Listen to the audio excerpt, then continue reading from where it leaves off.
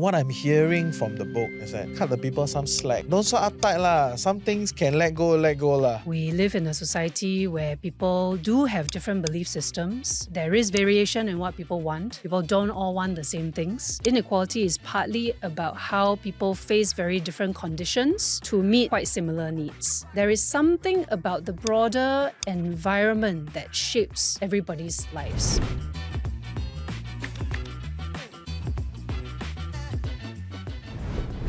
Welcome back to Chills with TFC. I'm your host, Reggie, aka Your Chief Financial Coconut, and today we have yet another. I know I always say it's interesting, okay, but that is my job lah, right? Every episode have to be interesting.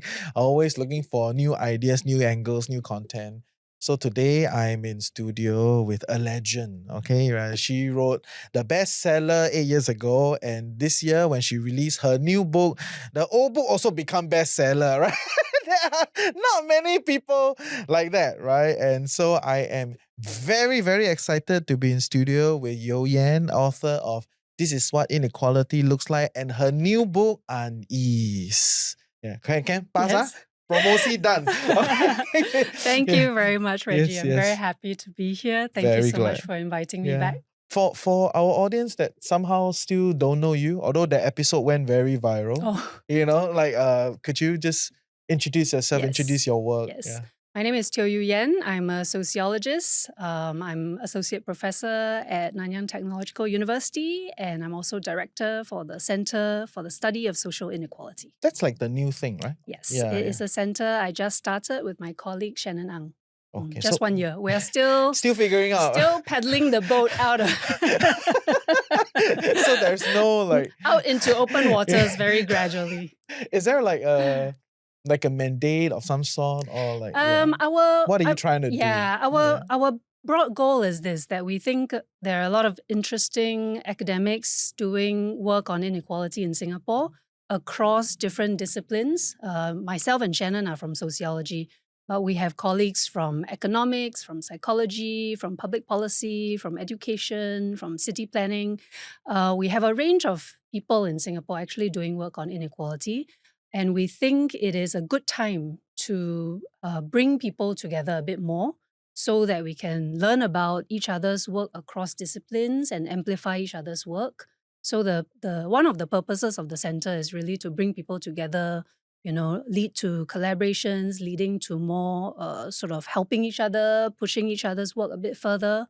And also because we're very interested in publicly oriented work, the center also wants to encourage and build more capacity for doing publicly oriented social science. Okay. So on that note, why do you think that is the right time now? And what does publicly oriented work mean? A lot of jargons, Yes, right? yes, Academics yes. like that Let's one. Okay, unpack let's it unpack it one by one. one. Publicly oriented social science means, I guess I should back up and say, I think public universities are very important spaces where the public resources are directed into both education as well as research. And in the humanities and social science in particular, a lot of the research we do actually relates to ordinary people's needs, ordinary people's interests, ordinary people's problems, right? And there's a lot of research that I think can be quite helpful for answering maybe questions people have, or for helping people engage more in kind of the broader process of thinking about problems or of making decisions. But to do that, the public has to have access to information and to knowledge. And academics have to play a role in doing that, in bringing their research, out into the public. In sort of thinking about their research in those terms, so that they do research that addresses the public's problems, but also then after they do the research to bring it back to the public and use that, use results from research to open up space for conversation. Yeah. Recently, I think there's a little bit more of, like writing a book that reaches an end audience that is not academically trained, essentially is a big part of spreading these messages, right? Yeah, I think it's one of the roles. I think people doing different kinds of research, not every kind of research lends itself well to a book, right? A book is a particular kind of medium, a particular kind of format. I'm not saying everybody needs to write books, but it so happens for the topic I work on and for the things I like to do and the way I like to write, I have found that it seems to be a medium that works for me and I love to write. I mean, I'm still a bit surprised, but very grateful that so many people want to read my work. There is a certain way of writing, right? That I think, because previously I only read one book, right? So I was like, okay, this is a good, quite well written for a very heavy topic. I could kind of understand. But then now I read the second, so okay, there's a style. I slowly see the style. Do you think Yeah, so? there is a style. So What do you think is the yeah. I style? think it's that whole ability to capture a little bit of what your interviewees are telling you, but then elaborate it in a way that I can kind of understand without adding too much of the technical jargons, right? So it does feel like sometimes I'm talking to you, sometimes I'm like the person next to you listening to the interviewee. That has been a consistent theme. Although I was hoping for more graphs and like diagrams, but it's Not my forte. That one's not my it's a forte. different beast altogether. So yeah, maybe give me a bit of a color and flavor. And there are a lot of stuff we'll talk about the book and some of the ideas I would like to ask You Yenn after reading the book. But I think it's right to start with why unease, right? Like why this book? Yeah, Yeah. yeah.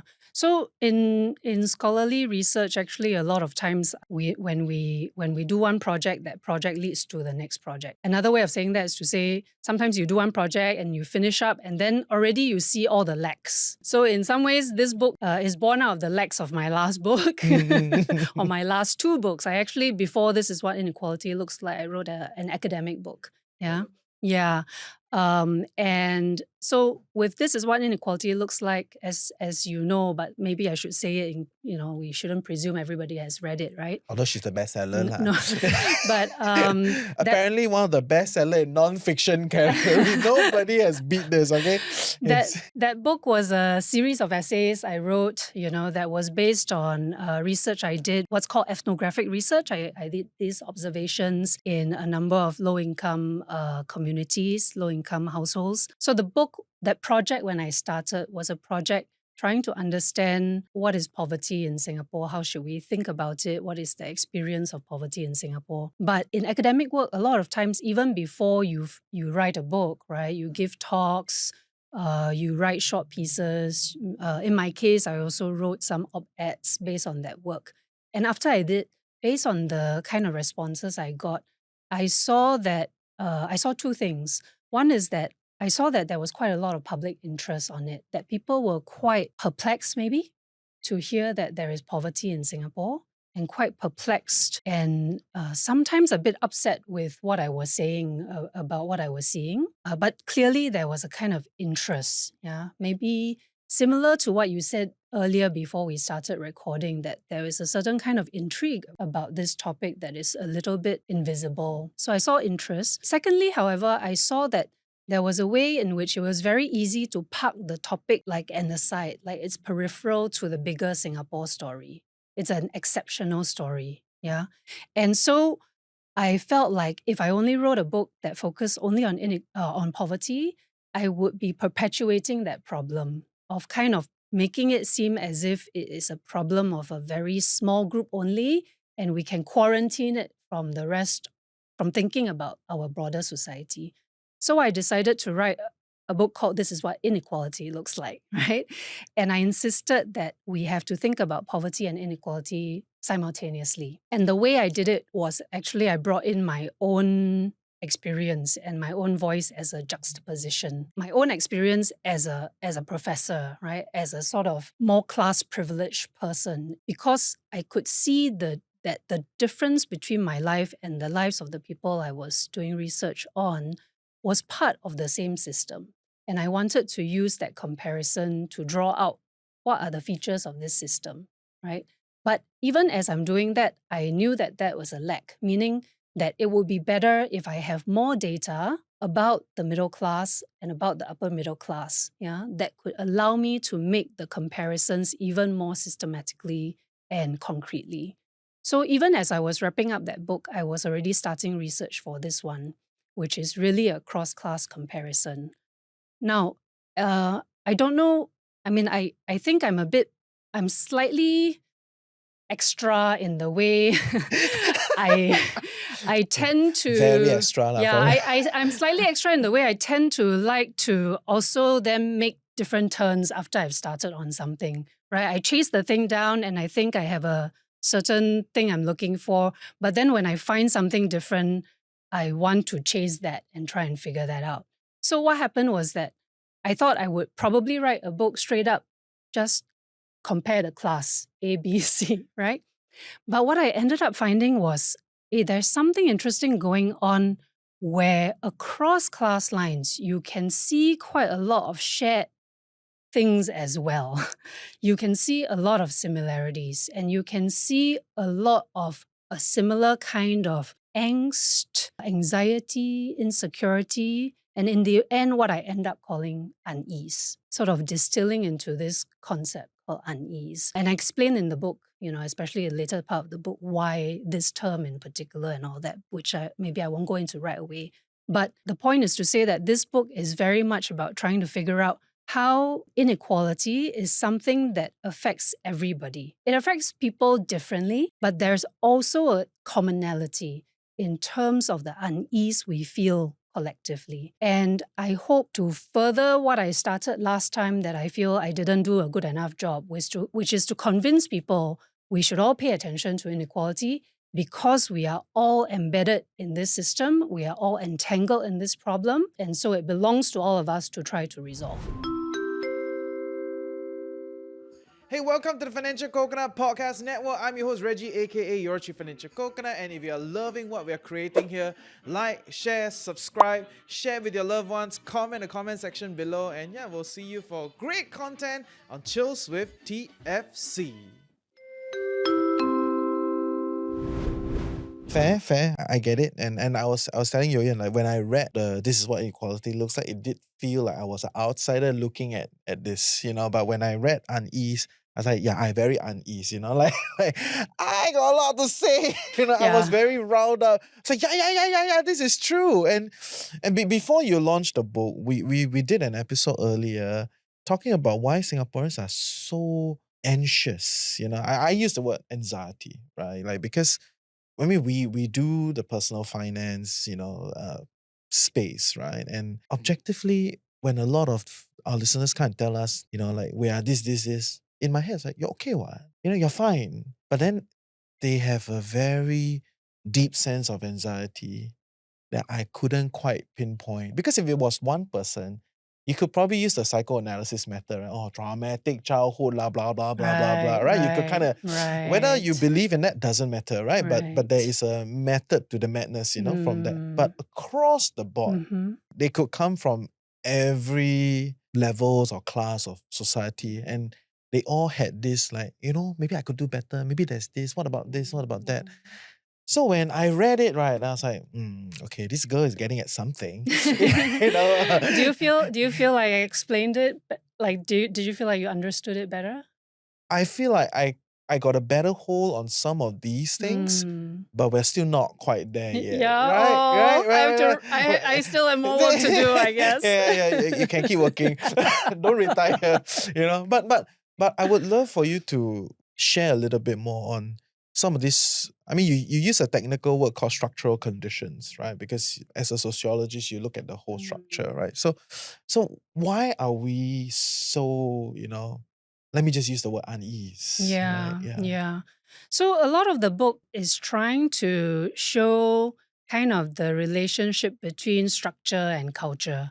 And maybe, I should sort of break that down a little bit also, right? So as a sociologist, sometimes I'm glad to see the word structure circulating, and sometimes I'm a bit like, oh, maybe we throw the word out too much without actually properly talking about what it means. Yeah, so I should do my job and Work harder. yeah, I should work harder and sort of That's why I should unpack set up it. center or yes. But one of the big contributions of sociology, I think, is to try to think about problems not as the problem of the individual, but to sort of zoom out and see beyond the individual and to see what are the conditions and individual faces in their lives that shapes how they see the world. how they relate to it and how they behave in it, right, in some ways. And not just individuals, but groups. We're very interested also in social phenomena, not just in individual behaviors, right, but social phenomenon. How do these patterns of behaviors come about? Yeah.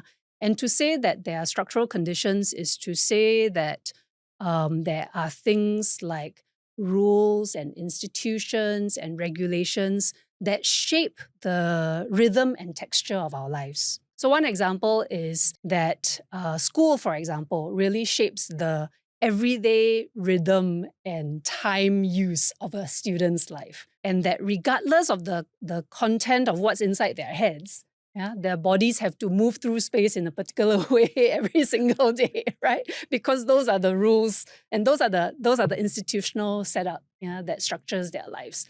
And you could not easily say, well, then, if this doesn't suit a child, they don't have to go to school, because of course there are also laws for good reason. There are laws, requiring parents to ensure that their children are in school by the age of 7, and so that's another kind of structural condition that we have to face, right? So maybe in this example, you can already hear structure is not always a bad thing, and whenever we say, oh, it's structure, it doesn't mean it's not meant to say structure is bad or structural conditions are bad.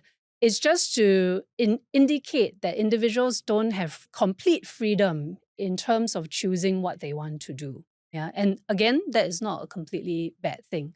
But I do think that when sociologists are critical of structural conditions, usually it's for two reasons.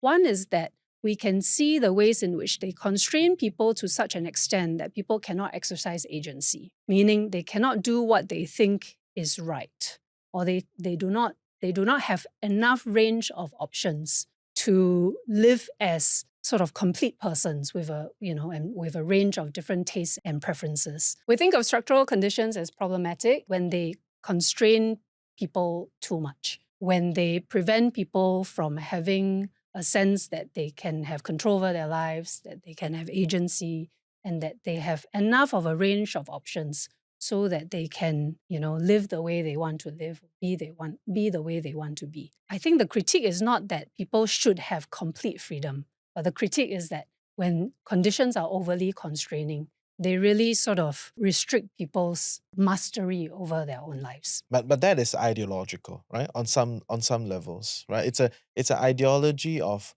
what is the ideal society, right? I think there's a bit of Do you mean the critique of structure is ideological? No, I'm not saying the critique of structure is ideological. As in the debate between structure and freedom, that is a ideology, and that's a like a wider philosophical idea of what is a good society. I suppose so. Like how much free freedom is right? how much structure is good, what, right? Yes. Yeah, how yeah. much is how much is good, right? So but and that's a whole other discussion, right? Yeah. But I think in the book you of course cannot tell you everything because you need to buy, right? Or borrow from the library. Borrow from the library. All the books that are sold in Singapore have some copies at NLB. That's a requirement. NLB has been super good for supporting my last book. Oh, Yeah, they have like 300 copies of the ebook. Yeah. Really? Yes. Okay. Yeah. Please borrow from the library.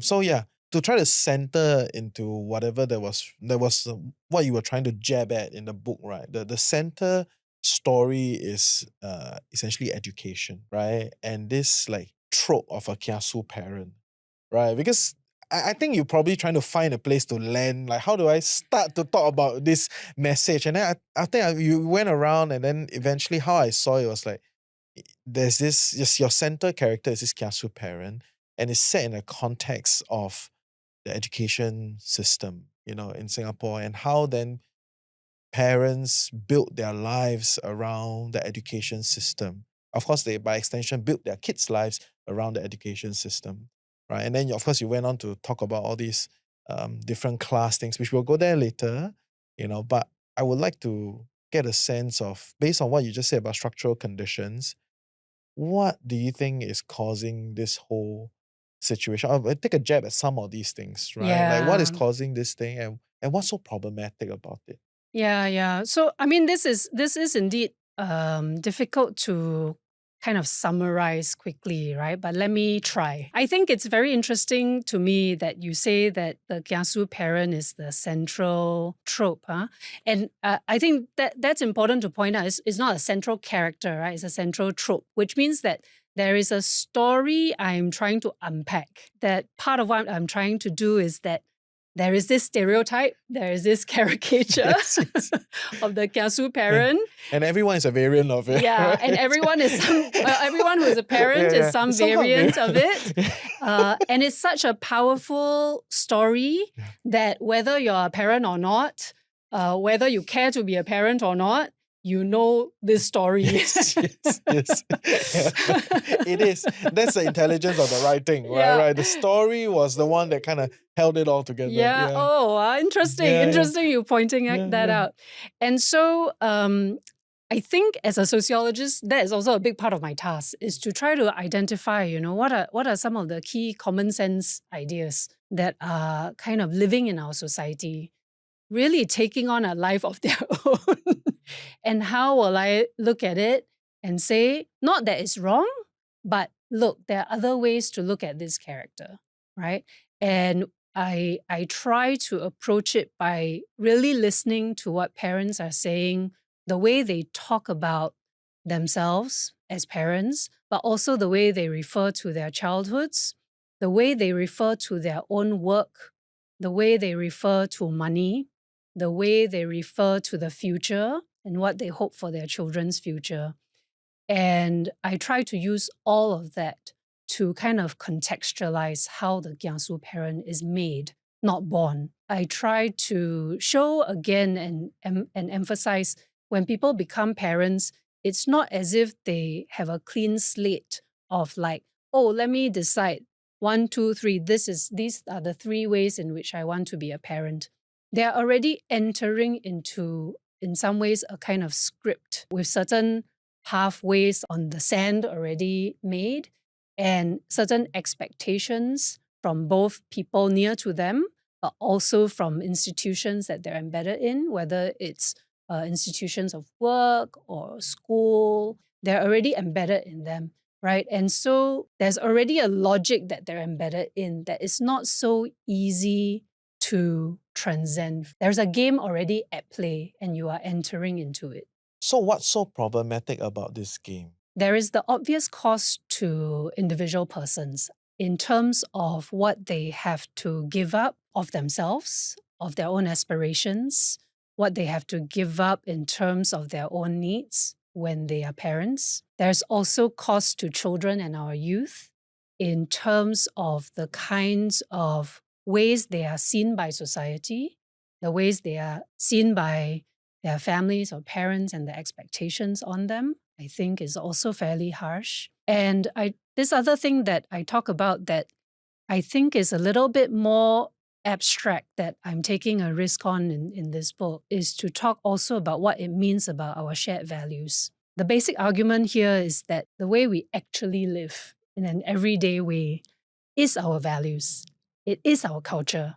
You cannot say we believe this thing, but we're doing this other thing, and the belief is the culture. No. And the way we are represents a lot of our shared habits, our shared virtues, our shared practices, our shared values, ultimately. I think it can be more on the nose. Can be more on the nose because in the book she did talk about how as a society we proclaim that we are pro-family, that whole shenanigan, and all the stories we sell ourselves, is a happy family, walk in the park, that whole bit that I do think most people subscribe to in their minds, but then I think what you were trying to set out is that, but they don't actually live that life that they're sold.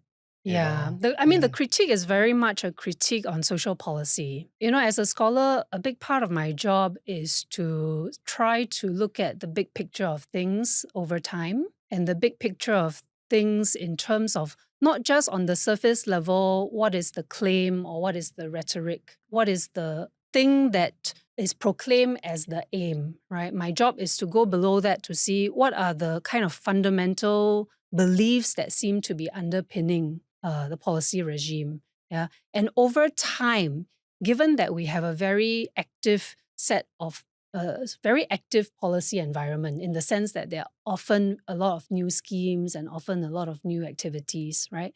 Given all that, what stays constant in terms of the principles? And so the book tries to lead the reader through that gradually. I mean, you are making fun of me for being maybe right now not as direct as I The am book in the very writing. direct. Yes. But I'm not trying to avoid it, actually. It's just that the book is a very specific vehicle. The kind of vehicle it is that it's a very slow-moving vehicle. There's chapter 1, then there's the next That's thing, right. the next That's thing you kind right. of build That's to right. it. That's right. It's not Or rapid fire. yeah, Yes, yeah. yes. Or actually, when we're talking like that in conversation, a lot of things are very ephemeral, right? They will just go by like that and very quickly. But when I put things down in writing, they will stay around for a long time, right? So when I'm writing, I'm thinking partly of that whatever claims I make, I do my best to make sure the claim is at a level at exactly the right pitch so that it has durability as the world changes around it, right? The book has to it should not be outdated immediately, even if on the surface level certain things change, right? There has to be deeper things embedded in that. The other way I think about the writing process, changing metaphors now, no longer vehicle, is that I think I'm guiding people through a long hike. Through this long hike, I want them to experience many things in the hike. Yeah, I want them to hear things. I want them to hear the sounds of the birds. I want them to see the leaves or the flowers or whatever. But it's also up to them. I'm not in their heads to see what they see, right? My role is as a guide so that when we get to some kind of destination where there is maybe is a mountaintop and there's a big open view, because of that experience of walking with me that whole way, what they experience at the end is, okay, I get it. What I see here is the culmination of all the things I've experienced on the way there, right? So that's why it's hard to give the kind of TLDR and this is the main argument to it, because it's almost like in temperament is against what I try to do in the book. So I'm not trying to avoid answering the question. No, It's more that I hope because my primary medium is the book. primary medium So is I hope writing. you read the book and join me on that process. Right? Okay. Anyway, book sales don't make much money. Please borrow from library. No, I'm not trying to. Yes. It's not about that. It's not. But I understand what you're saying. That there's a whole journey that you take the people on. So maybe this is my read of the book, right? Of course, there's all that like sociological ideas and all the theories and academic elements of it. Definitely more than the previous book. But how I read it was the state tells us that this is, or at least society has this idea of a good life in Singapore, right? Parent or not. Of course, the parent is a central story here, but I see this idea projected across all mediums of life, all facets of life, right? So there is what we deem as the good life, could be part messaging, part internalization, part culture, whatever lah. Everything jumbled together in our head. We have this idea of this is the good life. But then in practice, we are far from that, and doesn't matter how much money you're making, you're still quite far from that idea of a good life. People are, for lack of a better way to put it, scrambling for the next thing, right? Whether it's scrambling for time, scrambling for money, trying to move around just so that they keep up and stay relevant, within their community. Of course, still hoping that they meet their ideal life, right? And in the middle comes the policies, right? And what I'm hearing from the book is that cut the people some slack lah. Don't so uptight lah. Some things can let go lah. Is that a fair statement? I think Or is it a simplified statement? I mean, I think that's definitely a valid way to look at it. We live in a society where people do have different belief systems. There is variation in what people want. People don't all want the same things. And all of us, of course, go through life, and at different times in life, we want different things. And within a family, there are people with different interests. It's not as if the whole family and every family member is situated exactly the right place, the same place, right, in terms of what they want and need. And so the broader environment needs to be one where there are what I call enabling conditions. And enabling conditions do not mean that you direct people to all the same things at this point in life. These are the things you need to do, and here are the conditions to let you do it. It's more that at each point there needs to be some leeway so that people can make a range of different decisions, precisely because we live in a diverse society and people have different needs. Again, this does not mean there should be infinite choice for people at all times. But I think the conditions we currently face are such that there is not enough of that range, and there are not enough enabling conditions so that people can make those choices. Fair. And you can't help yourself with inequality, right? So like at the later part of, I thought it was a good time to bring this, right? Which is even in the later part of the book, you brought in the class ideas. Yeah. And what you were trying to go at is, doesn't matter which class you're at. You know, the working class, the middle class, the middle upper class. Of course, the upper class probably has a very different game, which is not addressed in the book, right? But doesn't matter which class you're at, based on whatever you've just said, you share the same set of problems, just projected in different ways because you have varying conditions of time and money. But everyone is equally unease and all that, right? So could you elaborate a little bit on that? So I really wanted to try to get at this issue of inequality slightly differently than the way I got at it in the last book. And the way I got at it in the last book was a bit more straightforward, which is inequality is partly about how people face very different conditions to meet quite similar needs, right? That people have unequal resources, people have basically unequal levels of money to address a lot of their needs, or unequal levels of cultural resources, knowledge, or social networks to meet their needs. And that's, in some ways, the more straightforward way of approaching the inequality issue, the more straightforward of understanding it, and the more intuitive way, I think, the way of understanding it. And it remains important. I should emphasize it remains important to keep our eye on that. But doing this project, I also then decided I need to somehow also paint a picture of how inequality provides a context. So I landed on this idea of inequality as context. And what I mean by that is that inequality pervades, when in unequal societies, there is something about the broader environment that shapes everybody's lives, okay? And I try to concretize it by thinking about how competition and hierarchy and sorting and a sense of differential worth, that these things kind of permeate our everyday lives, becomes very salient. Now, the word salient means becomes very like top of consciousness. Yeah, like it's right there. Every time you think about your kid and how they're doing, you're thinking about it relative to their peers. And every time you are thinking, for that matter, about yourself and how you're doing, yeah, you can't help but think of yourself relative to your co-workers or your colleagues or your classmates from before, whatever.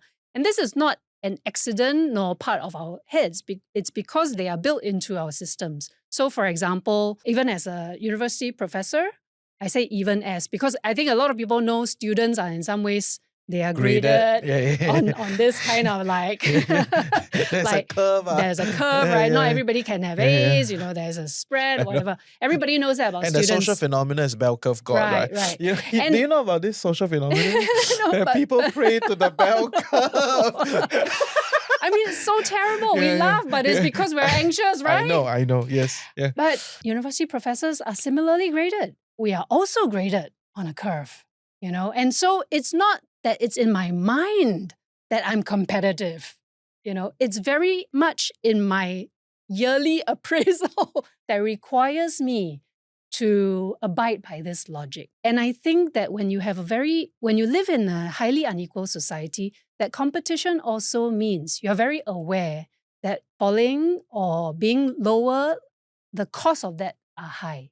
Meaning being a lower grade means something about your salary, right? It means something about your chances of promotion. And so the stakes are high. The risk of falling is actually probably in every society, right? But the risk, the costs of that fall are higher when you are in a more unequal situation.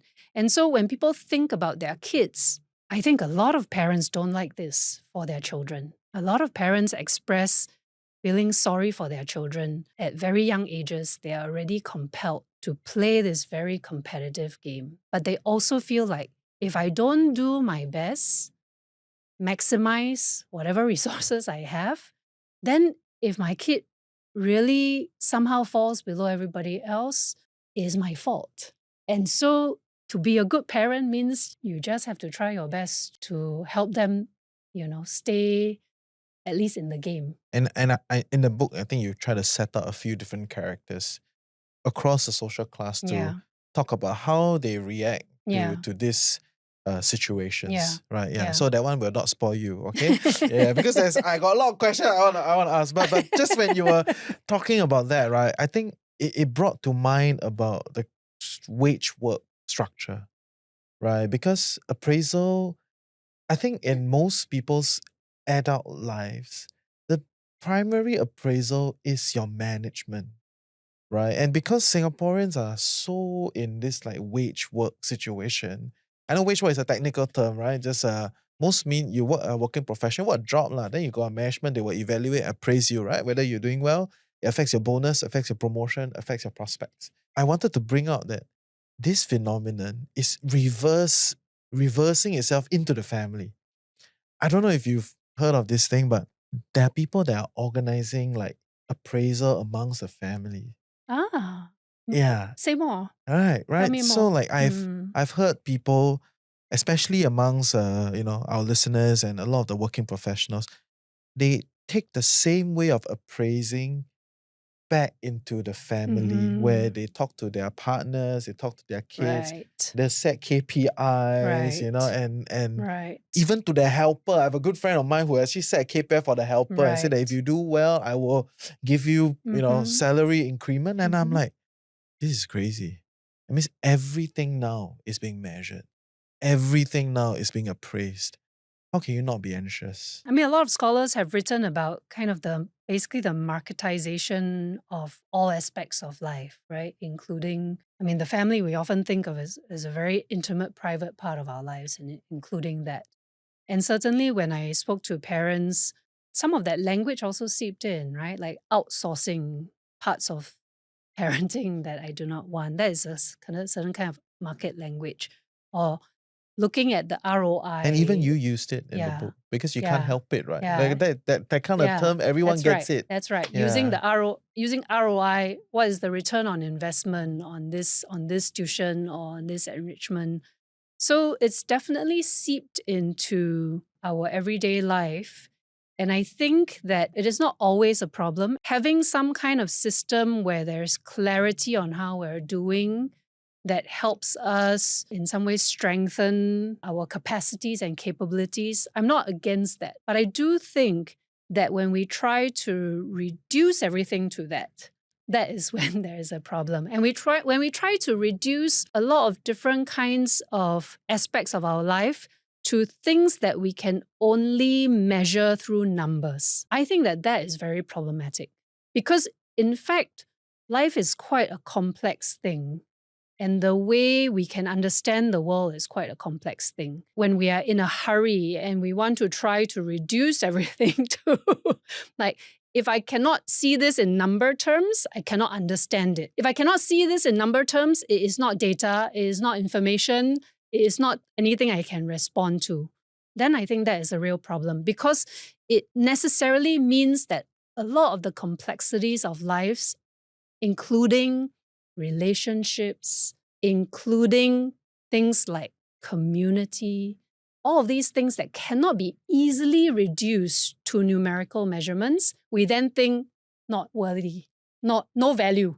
If I cannot put a number, means no value. The fact that people are talking about their anxiety and their displeasures, and people are talking about how something is not quite right. Before my book, I think on your show, you've been talking about this. This is why this book resonates with you, right? It's because it's been on your mind. I think it means that there is a broad recognition that something is not quite right when we reduce life to these very narrow ways of looking at things. I'm glad you said it on the financial coconut.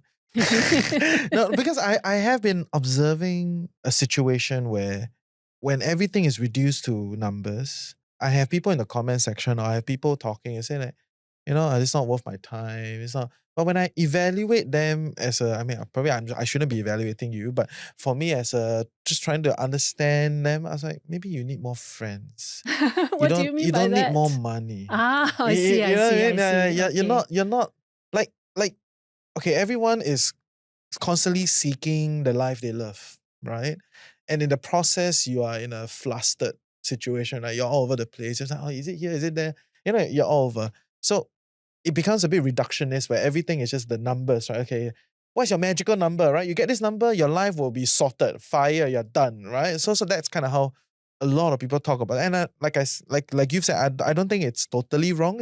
It helps with having a clear goal. So let's go with that. But sometimes I just want to tell some of the listeners or the people that I've met, right, hey, maybe your problem is not so much the money problem, the numbers are for you are adding up, and you just need a bit more time. You get there. But the struggles that you have to live between you and the good life that you define, and probably perfumed by societal expectations, uh, is it's not about more money. Yeah. So, Yeah. I mean, the last thing you said, perfumed by societal expectations, right? I think it's quite important. How do we know what is of value? We can't answer that question without people around us. We are social creatures. And what is of value to us as individuals, even if we sometimes think it's just about me, I make my own decisions, we're wrong. It's just not true. Because we're social That is creatures. your most definitive Yeah, answer. yeah. We're wrong. It's just wrong. It's Yeah, just wrong. wrong. Oh no, I'm gonna regret that. That's going viral. But it's we are so much of how we see our own value, right? Depends on how others value us. This is not something we should reject. It is a beautiful thing that we are embedded in society. It is a beautiful thing that we are connected to other human beings. But I do think that if as a society, the dominant values of that society are such that, the money and how much money you have puts you on a very high status, or how much decision making power you have in an organization or in a country puts you at high status, then I think if we have those very narrow sort of ideas about value, and when all of the things that people do that is so important, caring, care, labor, others, if we say because there's no ROI on that, Yeah. we don't know how to make sense of it and we don't value it, I think as a society, we really lose out, right? I mean, that's a loss for all of us because, in fact, all of us need care. If we're sitting here as adults who have survived childhood and are in adulthood, we've been cared for. When we are adults, you're still young, I'm middle age, right? We probably will care for others. We are caring for others. If we're old, when we're old, if we're lucky, people will care for us. Right? Care is such important part of what it is to be human. And if we say, well, because we cannot put a number on it, and because our society is so obsessed with putting numbers on everything, then we cannot value this thing. I think we're all poorer for it. So maybe let's take the conversation even higher into some of the big. We're going up the Yeah, mountain. we're going up the mountain, right? You see, I also got steps one. Yeah. Yeah, we're going up the mountain, right? So, in your book, closer to the end, you also elaborate on this part about agency, right? Like people, so there's this structural situation, structural forces, but there's also like your personal agency, and they're kind of always in tussle, right? You can do stuff, right? You can do stuff, but there's some structures around. The better you understand the structures, of course, I hope that you can then be better at achieving whatever you want to achieve, right? That's kind of the dynamics. But one part of how Singaporeans are managing this unease and all these problems and intensity with having kids and all that, it's just not having kids. Yeah. I would like to hear your point of view because I've talked to so many people. They look good, they look happy, and they look successful in their career, then they all do have kids. And I think that it's in some ways their agency, right? Like they have made a decision because I want to achieve ABC, and because to achieve A, B, C, D, E is too much, I will drop D and E, right? And that could mean whatever. And in this case, the phenomenon is TFR going down, right? What do you think of that? I think that people's decisions around having kids are probably quite complicated. Yeah. And there is an element of, well, here is how I will there's some straightforward layer of how I will answer it as an individual. Is because I want to do A, B, C, D, E, and this doesn't fit in. But I think this is not the complete story, right? Because the person, any given individual telling that story, of course, is focused on their individual story then. But what they're informed by is this larger context. I'm glad you bring this up and I'm glad you said what you said about how you reacted to this book, because on the surface, this book talks about parents, right? But you're reacting not from that perspective. Yeah, I don't right? have any ounce question about parents. Yeah, yeah. Sorry, Anna. She can go on another show and talk about the parent stuff. No, I'm very Yes. glad. I'm Yeah. very glad, because this is not, I intend for this book to be beyond that, right? It's very important. Parents are a very important part of the concrete story I tell. But I'm very glad that you picked up on the fact that it's not just a story about parents, right? And this indicates, circling back to your question about people who talk about not wanting children, right? That no matter who you are in this society, you're embedded within this culture that I described.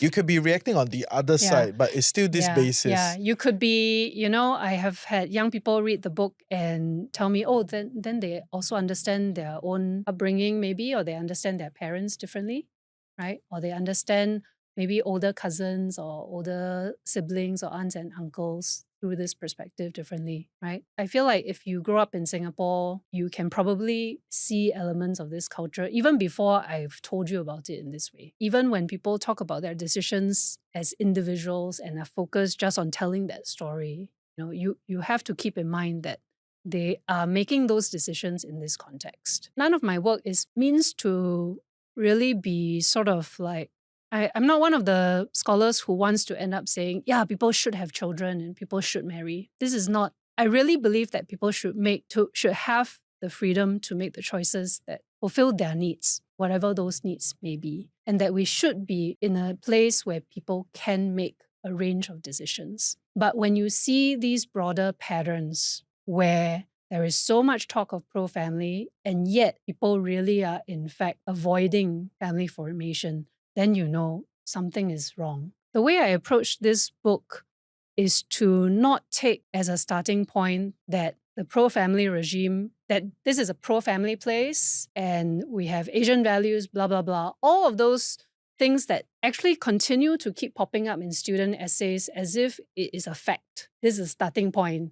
We're a pro-family place, therefore, blah, blah, blah. And then don't need to unpack. Yeah, we have Asian values, therefore, blah, blah, blah.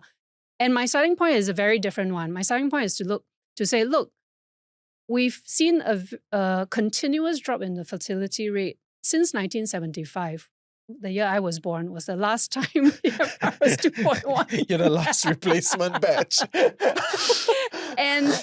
And this is despite, I guess, 40 years of pro-natalist policies, since the mid-80s. This means that the pro-natalist policies, the pro-family regime in general, but the pro-natalist policies in particular, should be approached as like, oh, there are some spectacular failures in policy here, right? Fair. And therefore, if you start from that point, I think you will look at it differently. Very different. You will look at it differently. Yeah. Because that's our goal. Yes, because then there is a puzzle here. Yeah. There is a puzzle here to unpack, right? And then you will take seriously, what kind of pro-family regime is this really? Yeah, and that's what I try to do in the book, right? Is to kind of look at that very carefully, and kind of take it apart, step by step by step by step.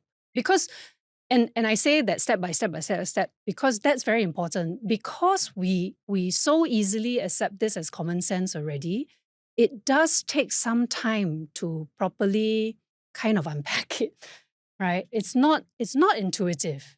It's not intuitive at all. Yeah. Yeah. Interesting, because Mm. it didn't dawn on me that you have decades of student essays to read. So you could have seen like, this thing keep popping up, but like, Yes. I mean, I've like, started telling students, please do not. Just Yeah. please don't start don't write essays Asian that value. way. Don't Yeah. say- No, yeah. I mean, you can, but Mm. you cannot put it there as if because I put this here, it's like an amulet. Yeah. Like, 包架, this one. I don't need to do anything more. It's a self-evident fact. It is not. It is not at all. Yeah. I get it, and I have so many things I want to ask you, but I think this is a good space, So maybe the last question for you, because you did talk a little bit about the pro-natalist policies, or some of these or some of these like Asian values, pro-family and all that, right? So I think a lot of thought leaders, academic policymakers, they all have some thoughts on like what is good, right? So maybe from your point of view, like what are some of these maybe sacred cows? Or people will use sacred cows, right? Or like what are some of these things that I think we really need to go beyond if we want to actually solve all these things? Yeah. Since we've talked about value earlier, or the value of people or the value of activities, I think that we need to have a much more genuine quest. Like we need to take seriously, how we will properly value all aspects of what it is to be alive in the world and a human and living in society that goes beyond the way we have done value. Oftentimes, I find when I come to the end of a piece of writing, what I want to do is to say, we need to open the space up for dialogue to more people than are in dialogue. That too many of the decisions that are made in our country, too much of who sets the standards for what is good or not good or valuable or not valuable are made by too small a group of people. And that part of the reason we have such narrow definitions is precisely because those definitions do not necessarily represent the interests of a broad swath of ordinary members of the public. And so I think that part of it is also about process. It's not just about like what is the good society, but also about how will we create a process in which more people can be part of the process of asking that question of what is a good society. Like how it's very important to break the monopoly of that, of the spaces, of the capacity. So the hike thing is very good, right? Because the purpose of a hike is not just to get to the point. The whole journey matters. It's not just the end point, and then take pictures and go home. I hope.打卡. Yeah, it shouldn't be. I have so much more I wanted to talk, but it's okay. I think we did a good one, right? So, but I'm sure our audience have a lot more that they would love to ask, or after they read, they may have a lot of thoughts. Where is a good place to connect? Is it your email, Yes, I can always Yeah. be found with my university email address. Ethos Books, my publisher, is organizing a bunch of other events. Follow Ethos Books, and they will publicize various things. Okay. Yeah. You don't talk about your IG, is it? I'm not really active. She tried. I'm not really active. I mean, I am on Instagram. You can follow me, but not very much is happening. I mean, I like to recommend books to people. But other than that, I don't do much. But yeah. Thank you. Thank you for you your very much, time. Reggie. Yes. Yeah, I hope appreciate you it. enjoyed today's episode. If you love what we do, head over to thefinancialcoconut.com to put your email address. I know today I asked you to do a lot of things, right? Okay, Yo Yenn's book's priority, okay? Just gonna do the book, but if you want to stay connected, go to our website, put your email address so that we can reach out to you and route out the algorithm when we need to. Okay, so with that, thank you all. We'll see you next week. Meanwhile, take care. Bye-bye. Bye-bye. Thank you.